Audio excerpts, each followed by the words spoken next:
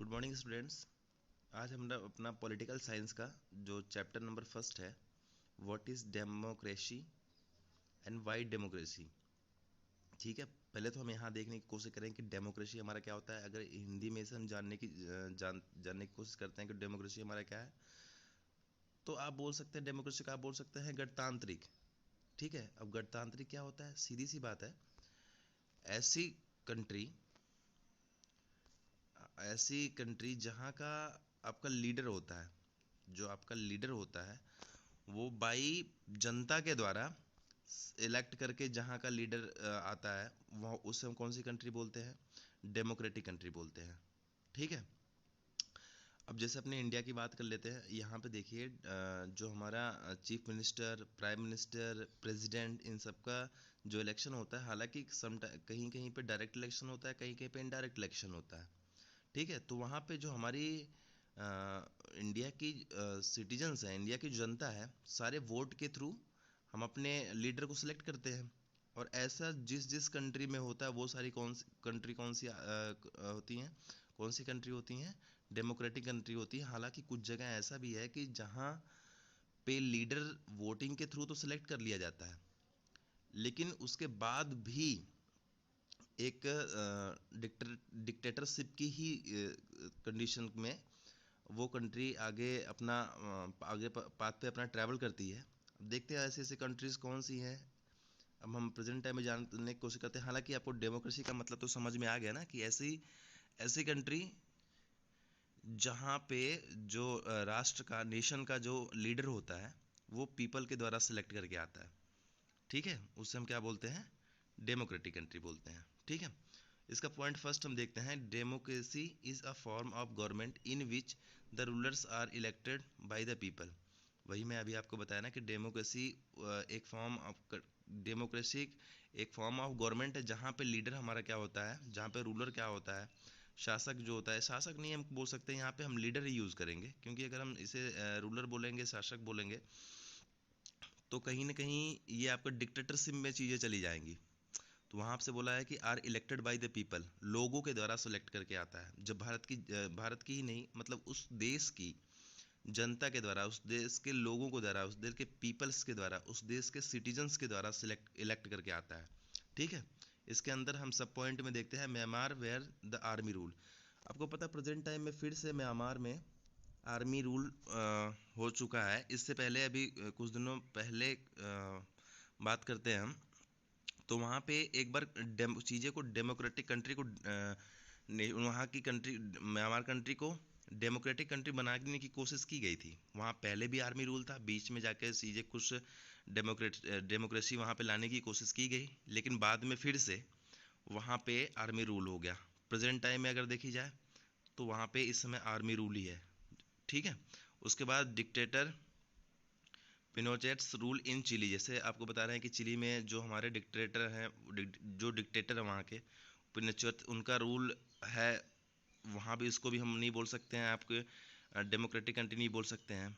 उसके बाद और बोला है कि जैसे president Nkrumah's rules in Ghana was not democratic. सीधी बात बोला कि जो आपको नाक्रुमास का शासन है, जो रूल है, इस समय उस समय घना के बारे में बताया गया है कि वो भी कहीं ना कहीं डेमोक्रेटिक नहीं है, क्योंकि वहाँ पे जो नाक्रुमास हैं, वो भी कहीं ना कहीं वहाँ के लोगों के द्वारा, वहाँ की जनता के द्वारा इलेक्ट करके नहीं आए हुए हैं। ठीक है, वही आपसे बताया कि they were not chosen by the people. यहाँ के जो ये लोग हैं, जैसे क्या बोलते हैं, चिली के जो रूलर हैं, प्रेसिडेंट जो वहाँ के घाना के, ये लोग वहाँ के पीपल के द्वारा इलेक्ट करके नहीं आए हुए हैं।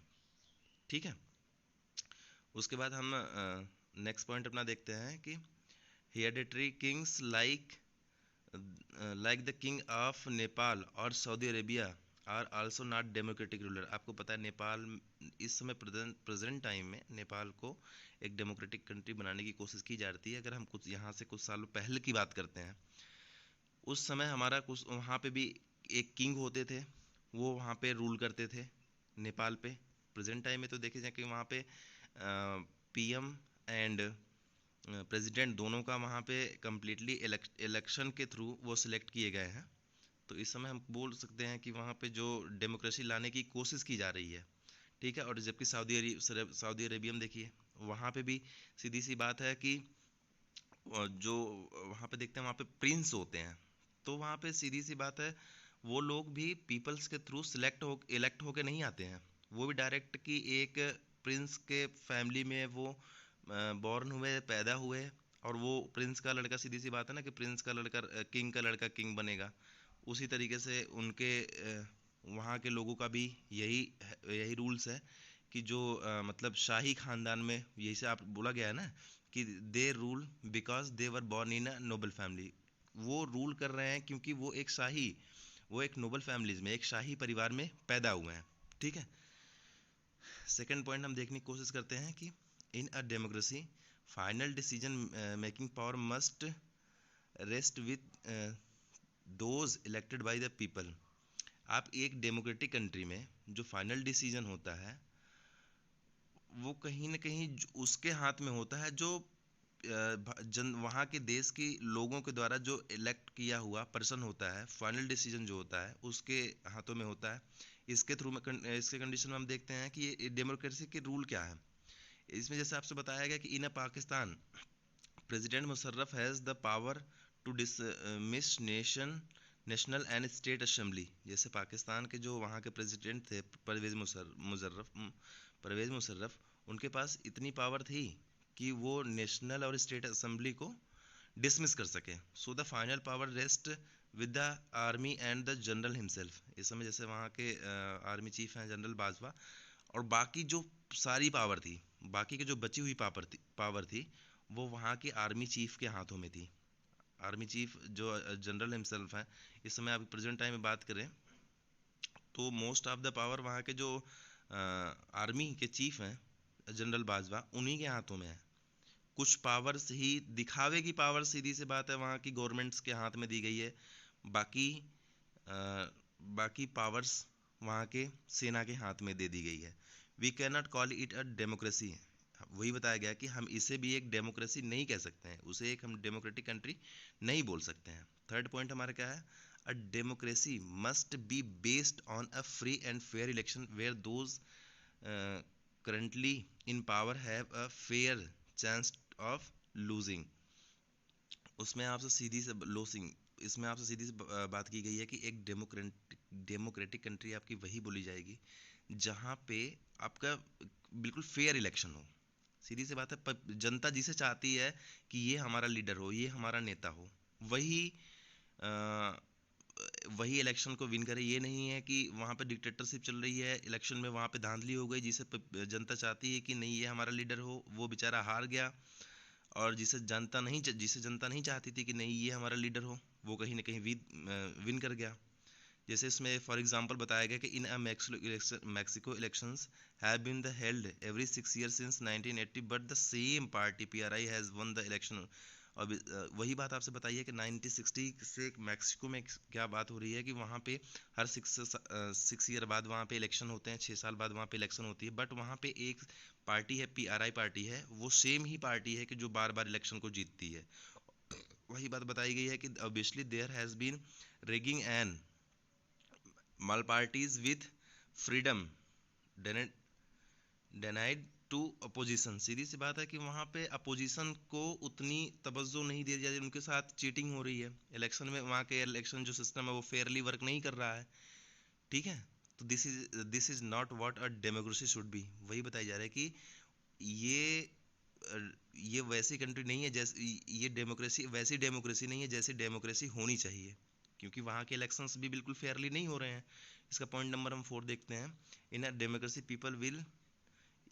Peoples will is stand by each adult citizen have one vote and each vote has one value. Democracy is based on the fundamental principle of political equalities. सीधी सी बात है, वहाँ के जो आपके एडल्ट पीपल होते हैं, एडल्ट सिटीजन होते हैं जिस भी कंट्री के, उनको सीधी सी बात है कि किसी भी पीपल को ऐसा नहीं है कि कोई 60 ईयर का है तो उसको उसकी एक वोट की वैल्यू 2 वोट में कैलकुलेट होगी, या कोई 30 ईयर का है तो उसकी एक वोट की वैल्यू सिर्फ एक वोट कैलकुलेट होगी। यही बात बताई गई है कि सबको वोट देने का इक्वल राइट है और सबके वोट की उतनी ही वैल्यू है, उसकी वैल्यू कहीं भी चेंज नहीं होती है। ये कंडीशन है आपकी किसी भी डेमोक्रेटिक कंट्री की। ठीक है, लास्ट पॉइंट देखते हैं। A democratic government rules with in limit set by constitutional and citizens right. जो आपकी डेमोक्रेटिक कंट्री होती है वो अपने आप से कोई रूल नहीं बना पाती है, उसे कोई अपने आप से रूल नहीं बनाना होता है। वो रूल बना सकती है कॉन्स्टिट्यूशन के अकॉर्डिंग, जो उस कंट्री का कॉन्स्टिट्यूशन है, संविधान है उसके, और बाकी वहाँ की जनता का, जो सिटीजन्स, जो उस कंट्री की जनता है, उसके अधिकार के अकॉर्डिंग ही वो रूल बना सकते हैं। वो ऐसा नहीं है कि कोई भी रूल अपने मन से इम्प्लीमेंट करा दिए। ठीक है, इसमें एक सब पॉइंट गिवन है, हम देखते हैं। A democratic government cannot do what it like after winning the election। वही मैं आपको बताने की कोशिश कर रहा हूँ कि एक डेमोक्रेटिक कंट्री में ऐसा नहीं होता। जैसे आप खुद देखिए, हम बात करते हैं कि वहाँ पे रशिया की बात करते हैं।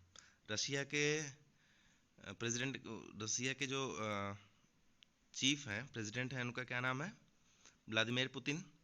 तो आप देखिए उन्होंने इलेक्शन जीतने के बाद वो कहीं ना कहीं वो कर रहे हैं जो वो चाहते हैं, वो अपने कॉन्स्टिट्यूशन के अकॉर्डिंग।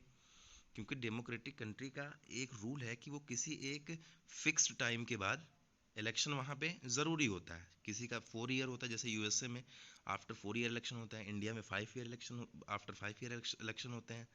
कहीं ऐसा भी है जहाँ पे आफ्टर 6 ईयर इलेक्शन होते हैं। एक फिक्स्ड टाइम के बाद इलेक्शन वहाँ पे ज़रूरी होता है। लेकिन उन्होंने अभी रिसेंटली की बात करें तो उन्होंने कहा कि व्लादिमीर पुतिन जी ने, रशिया के जो हेड है, उन्होंने कहा कि अब वो 2036 तक रसिया के प्रेसिडेंट बने रहेंगे।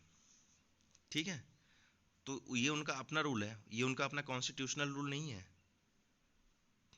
यही बात, it has to respect certain basis rules and accountable not only the people but also to other independent officials. यही बात मैं बताने की कोशिश कर रहा हूँ आपको कि इस चीज़ के लिए वो कम्प्लीटली आज़ाद नहीं है, कम्प्लीटली उनको वो फ्री नहीं है कि वो अपने मन से, अपने अपने डिसीजन से कुछ भी वो रूल बना दें कि नहीं कल से हम ये, वो तो एक बार इलेक्शन जीत गया और उन्होंने ऐसा रूल पास कर दिया था कि जब तक हमारी डेथ नहीं हो जाती तब तक ही हम किंग रहने वाले हैं, या हमारे मरने के बाद जब हमारी डेथ हो जाएगी तो आने वाला जो टाइम होगा उसमें हमारे बच्चे ही इलेक्शन में जाके पार्टिसिपेट कर पाएंगे, बाकी कोई पार्टिसिपेट नहीं कर पाता। तो ये सारे रूल्स नहीं होने चाहिए। ठीक है, कहीं ना कहीं अब जो आपको डेमोक्रेसी और डेमोक्रेसी कंडीशन है ये आपको समझ में आ गई होगी। नेक्स्ट लेक्चर में हम पढ़ेंगे अपना वाई डेमोक्रेसी, डेमोक्रेसी किसी क्यों इम्पोर्टेंट होती है। ठीक है, चलो, okay, thank you, see you in the next class.